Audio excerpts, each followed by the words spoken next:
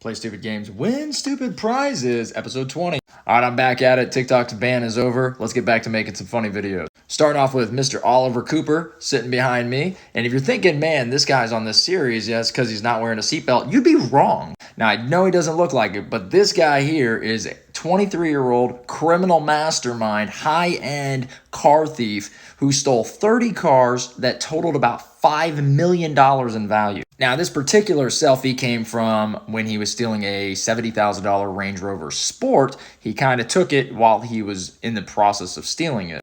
About a month later, when he was stealing another car, he actually ended up having to flee from the police and escape.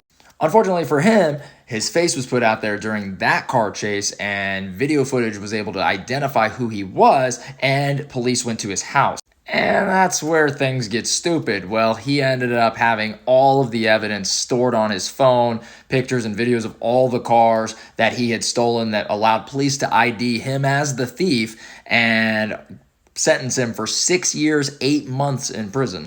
Next on the list, we have Edwin. Now, Edwin isn't really that dumb per se. It's more that his significant other is. And I apologize because I looked around for her, but I could not find his wife, April, who decided after her husband here, Edwin, was arrested for DWI after crashing his car into a snowbank, leaving it there with the door open, walking back to his house drunk, which, by the way, his wife and 5-year-old were also in the car at the time. He was arrested for DWI after failing a sobriety test. But when his loyal wife came to go bail him out later that night, she showed up, parked her car in the police-only parking, filled with wine and booze, and leaving a six-pack, nice, cold, and fresh in the snow next to the car, and walked intoxicated into the police station to bail him out, where she was also arrested for DWI. Finally, we have Mr. George Bird IV. Now, if he looks confused, it's because he is.